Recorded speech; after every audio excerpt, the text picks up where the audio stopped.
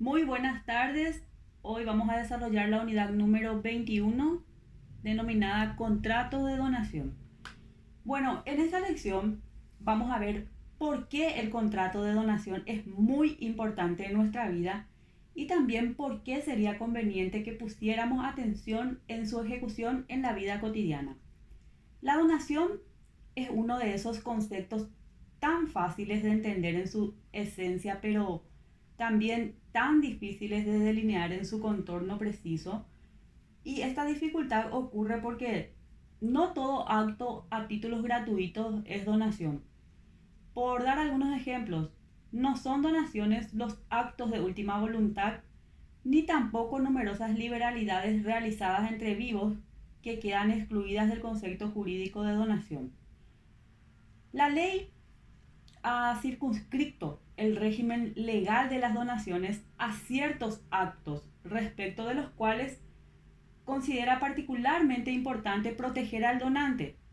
Y esto explica por qué no se aplica a todas las liberalidades entre vivos el mismo régimen.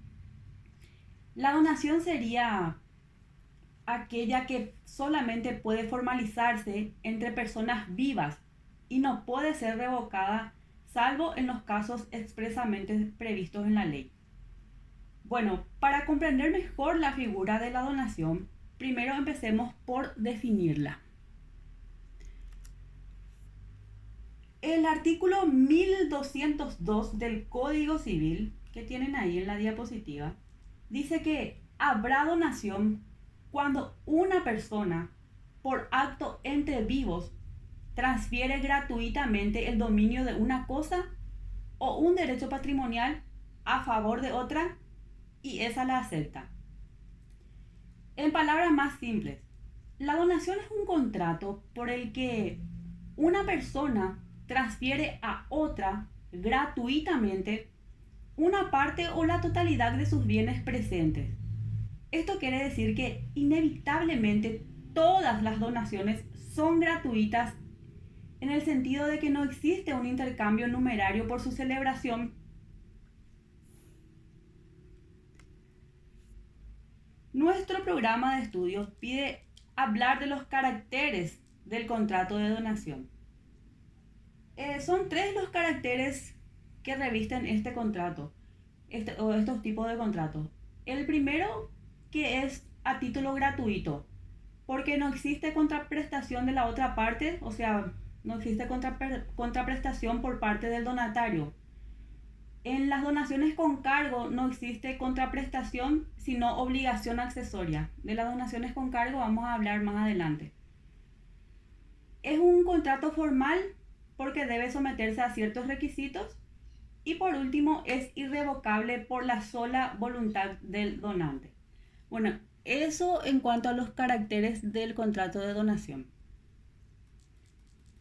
Tenemos después el siguiente tema, que es la donación y la revocación. El artículo 1203 del Código Civil expresa lo siguiente: antes que la donación sea aceptada, el donante puede revocarla expresa o tácitamente. Importará aceptación el recibo de lo donado y en general el aprovechamiento del beneficio que el contrato represente. Bueno, vamos a explicar la norma. ¿Qué quiere decir ese artículo? Ese artículo dice que, o por lo menos quiere decir que el donante tiene la facultad de revocar el acto antes de que el mismo esté aceptado por el donatario. Esta es una facultad que la ley confiere a quien por acto unilateral pudiera comprometer parte de su patrimonio y que con posterioridad recapacite y comprenda que el beneficiario no ha hecho mérito suficiente para ello o que el sacrificio es gravoso para él, o sea, es gravoso para el donante. Después, en la segunda parte de ese artículo dice: importará la aceptación del recibo. Eso quiere decir que la extensión de un recibo de lo donado o el aprovechamiento del beneficio por el donatario es prueba de la aceptación del contrato. Tenemos que tener en cuenta también que la decisión del donante es un acto unilateral hasta la aceptación del donatario. A ver, de este artículo puedo preguntarles, por ejemplo, en el examen, ¿en qué momento podrá revocar el donante la donación? Y la respuesta tiene que ser: antes que la donación sea aceptada, el donante puede revocarla expresa o tácitamente. Puedo preguntarles también, por ejemplo, ¿cuáles son los actos que implican aceptación por parte del donatario? Y ustedes me tienen que responder: estos actos son recibir la cosa donada, percibir el precio del alquiler donado, cobrar las utilidades que generan las acciones en una sociedad anónima. Por darles un ejemplo de cuáles podrían ser la pregunta que se desglosen de ese mismo artículo, para el día del examen. El siguiente punto del programa pide hablar también de la pluralidad de beneficiarios de la donación. Al respecto, el artículo 1204 del Código Civil dice: si la donación se hace a varias personas separadamente, es necesaria que sea aceptada por cada uno de los donatarios, y ella solo tendrá efecto respecto a los que hubiesen aceptado. Continúa diciendo ese mismo artículo que si es hecha a varias personas solidariamente, o sea, en forma mancomunada o mutuamente, significa eso, ¿verdad? La aceptación de uno o alguno de los donatarios se aplica a la donación entera. Y dice al final: pero si la aceptación de los unos se hiciera imposible por su muerte o por revocación del donante respecto de ellos, la donación entera se aplicará a las que hubiesen aceptado. Bueno, vamos a explicar cada apartado de este artículo para que entiendan mejor con un ejemplo. La primera parte del artículo dice, reitero, si la donación se hace a varias personas separadamente, es necesaria que sea aceptada por cada uno de los donatarios y ella solo tendrá efecto respecto a los que hubiesen aceptado. Un ejemplo de ese apartado sería el siguiente. Pudiera darse el caso en que el donante, Juan, dona a Pedro un caballo, a Luis un coche y a José un inmueble. Si Luis, a quien le donó un coche, no acepta la donación, pero si la aceptan Pedro y el otro donatario, la donación valdrá respecto de los aceptantes. O sea, valdrá respecto a Pedro y a José. La segunda parte del artículo dice: si es hecha a varias personas solidariamente, la aceptación de uno o alguno de los donatarios se aplicará a la donación entera. Un ejemplo de esto sería: si la donación se hiciera en forma solidaria, o sea, a varias personas, la aceptación de uno o alguno de los donatarios beneficia a todos los demás. Si la aceptación de los unos se hiciera imposible por su muerte o revocación del donante, la donación entera se aplicará a quienes hayan aceptado, siempre que se disponga la donación en forma solidaria. Ojo. Este tipo de donación, por lo general, tiende a beneficiar a un grupo de amigos o a cierto sector familiar para que obtengan un recurso económico y emprendan una actividad lucrativa en mancomunión de esfuerzos. Bueno, también tenemos que dilucidar qué ocurre cuando fallece una de las partes. Y se titula en nuestro programa este tema como fallecimiento de una de las partes. Está estipulado en el artículo 1205, que prescribe lo siguiente: el deceso del donante no impedirá al donatario prestar su aceptación y los herederos de aquel estarán obligados a cumplir la promesa. Pero si acaeciere la muerte del beneficiario antes de manifestar su asentimiento, nada podrán exigir los sucesores del mismo. Esta última regla no es aplicable al supuesto de renuncia desinteresada. Bueno, vamos a explicar, para que sea un poco más sencillo, qué es lo que está queriendo decir este precepto. Bueno, la regla de este artículo interpreta el carácter personalísimo de la revocación. O sea, mientras el donante no hizo uso de esa facultad en vida, la ley no la puede presumir por el solo hecho del acontecimiento jurídico de la muerte. Y en consecuencia existe la promesa que deberá ser cumplida por sus herederos siempre que acepte el donatario. Por la misma regla, si fallece el donatario, no se tendrá por aceptada la donación si no la formalizó antes de su muerte, y sus herederos no podrán exigir el cumplimiento del contrato, porque la donación se materializa por la aceptación del donatario o se disuelve el contrato por la revocación del donante o la no aceptación por parte del beneficiario. Eso es lo que quiere decir este artículo 1205. Pasamos al siguiente punto del programa, que habla de las liberalidades y los casos en que no existe la donación. Bueno, este tema está reglado por el artículo 1206 de nuestro código, que dice: si alguien prometiere bienes gratuitamente para después de su muerte, el acto solo valdrá cuando llenare las formalidades del testamento. No puede hacerse donación a persona física que no exista o a entidades sin personalidad jurídica, pero podrá realizarse a favor de estas últimas con el fin de constituirla. Vamos a explicar lo que nos está diciendo este artículo, siempre así con palabras un poco más sencillas para comprender. Bueno, el texto de esta norma coincide primeramente con la exposición del artículo 1202 al definir la donación como un acto entre vivos. De modo que si la liberalidad va a surtir recién sus efectos para después de la muerte del beneficiario, se lo tendrá como un testamento y se lo deberá someter a las formalidades y solemnidades que requieren estos actos. Dado que la ley prohíbe hacer donaciones a favor de terceras personas físicas que no existan, así también dice ese artículo, pero aquí surge una interrogante. ¿Qué debe entenderse por personas físicas que no existan? ¿Incluye a personas por nacer? Y la respuesta está en el artículo 28 del Código, que concede capacidad de derecho a la persona física desde su concepción para adquirir bienes por donación, herencia o legado. Eso ya habíamos repasado también en otra unidad, en este mismo módulo.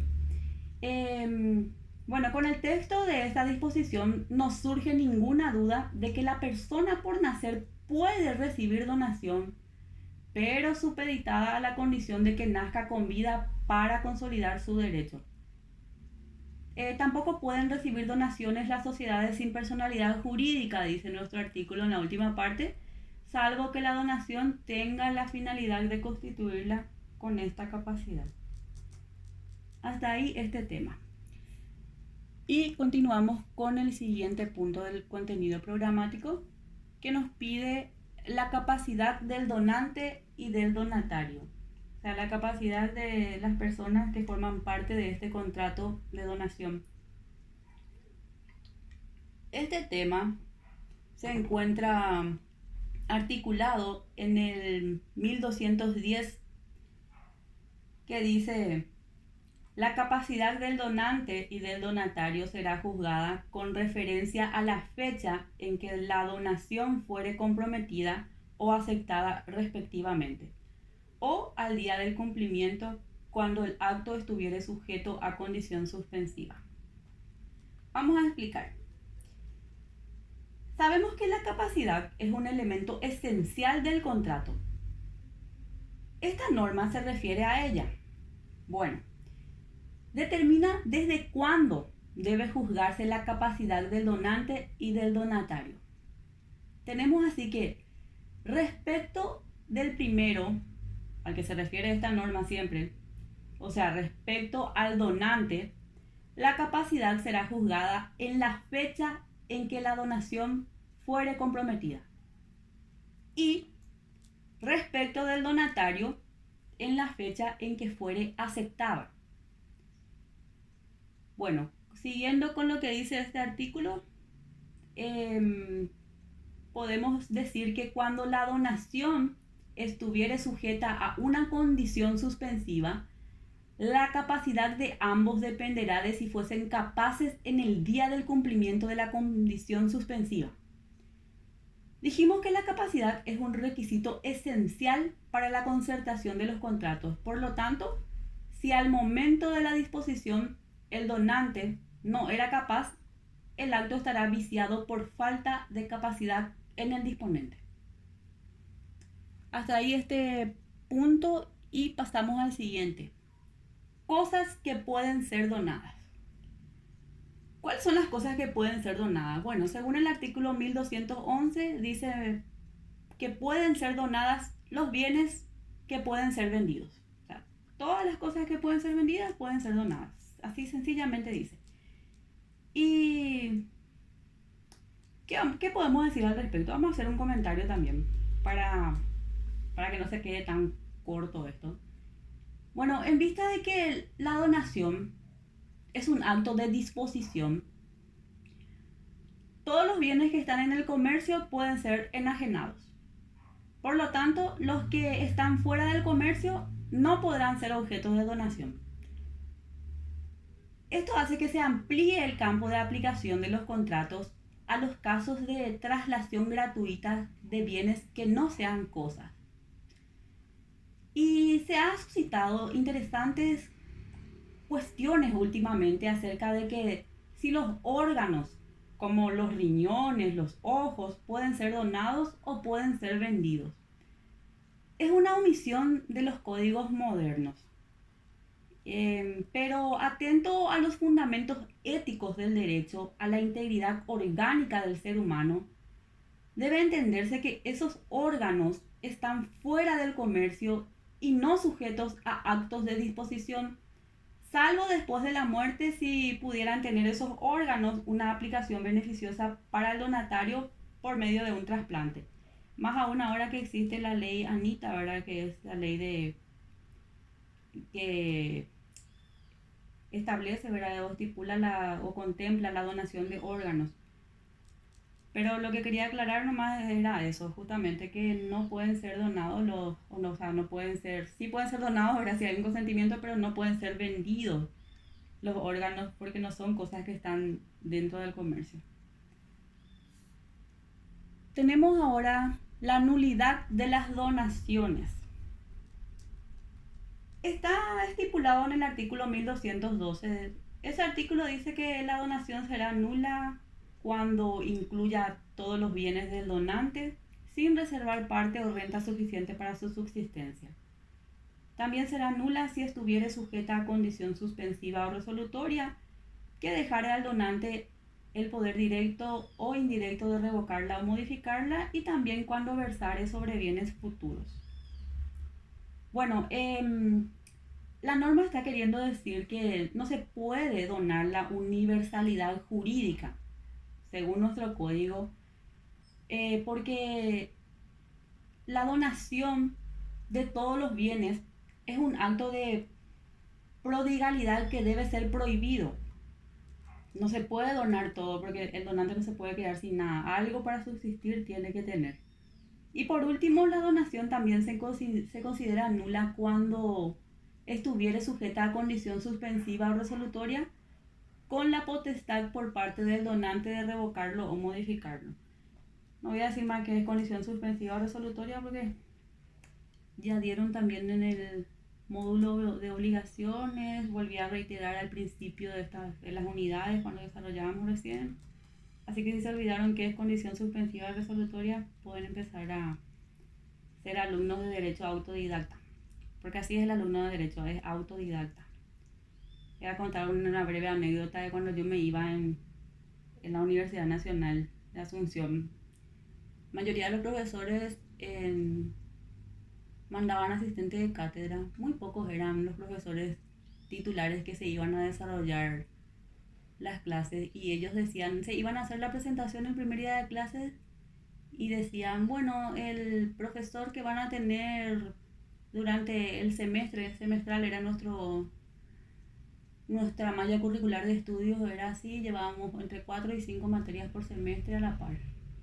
El programa y el libro y el código, esos van a ser sus maestros. El alumno de derecho tiene que ser autodidacta, tiene que siempre estar investigando, indagando y no quedarse con lo que dice el profesor nomás o no quedarse con solo lo que dice una fuente.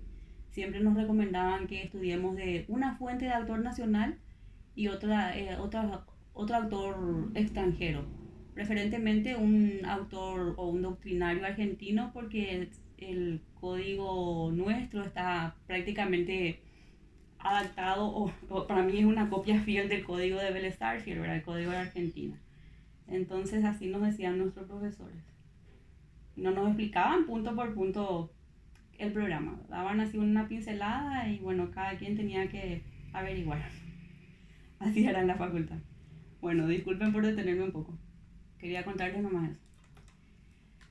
Bueno, vamos a pasar al siguiente tema, que son las donaciones mutuas. Las donaciones mutuas se encuentran contempladas en el artículo 1220 de nuestro código y dice que se juzgarán donaciones mutuas aquellas que varias personas hicieren recíprocamente en virtud de un mismo acto.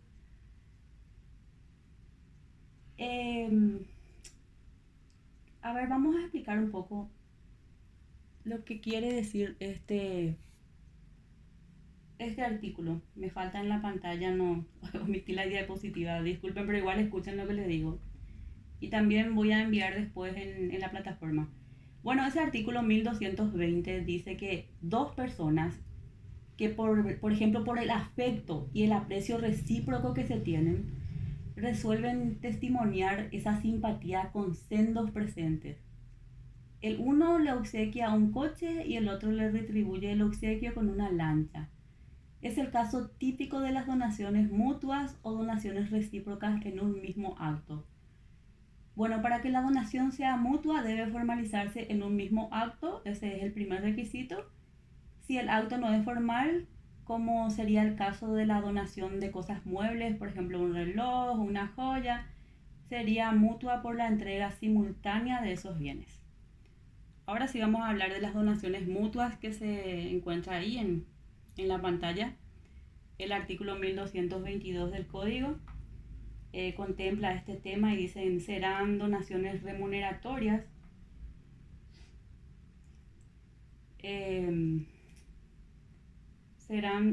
Ahí dicen donaciones mutuas y tenía que decir donaciones remuneratorias, el título es lo que está mal. Serán donaciones remuneratorias aquellas que se realizaren en recompensa de servicios prestados al donatario, apreciables en dinero y por los cuales hubiese podido exigir el pago.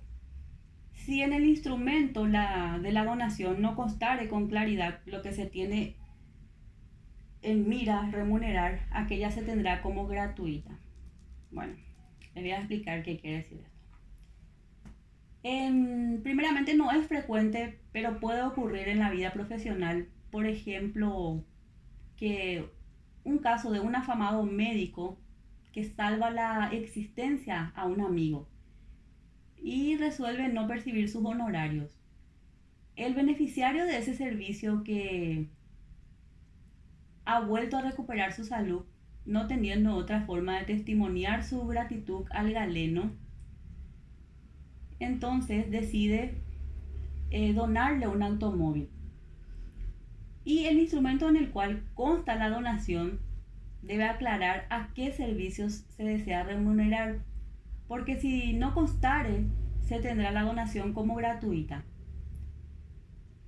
Cuando el que hizo el servicio exigible lo hubiera renunciado expresamente y no tuviera acción para demandarlo, la donación hecha posteriormente con el objeto de recompensarlo no sería una donación remuneratoria, porque solo se remuneran los servicios que pueden ser demandados en juicio. Habrían existido dos donaciones gratuitas completamente separadas. La donación remuneratoria puede confundirse también con la mutua cuando se trata del pago de servicios, que ahora vamos a hablar de eso en el siguiente artículo, que es el artículo 1223. Las donaciones remuneratorias deben considerarse como actos a título oneroso mientras se limiten a una equitativa retribución de los servicios recibidos. Por el excedente habrá simple donación. Bueno, la disposición establece una equivalencia entre los servicios prestados y el bien transmitido a favor del donatario. Si los servicios profesionales del médico, según arancel, se deben estimar en 500.000 guaraníes, por ejemplo, ¿verdad? Y el vehículo donado tiene un valor de 700.000 guaraníes, hasta los 500.000 guaraníes será un acto a título oneroso y el excedente de los 200.000 guaraníes será considerado como una simple donación.